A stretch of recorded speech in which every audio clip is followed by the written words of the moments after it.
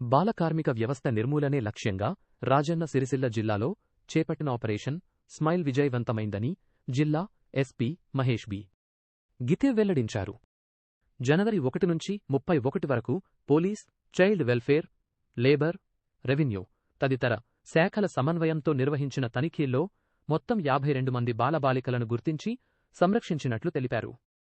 వీరిని సిడబ్ల్యూసి ముందు హాజరుపరిచి తల్లిదండ్రులకు కౌన్సిలింగ్ ఇచ్చి అప్పగించారు.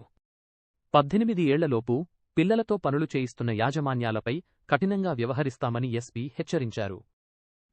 ఈ క్రమంలో నిబంధనలు ఉల్లంఘించిన వారిపై 4 కేసులు నమోదు చేసినట్లు పేర్కొన్నారు.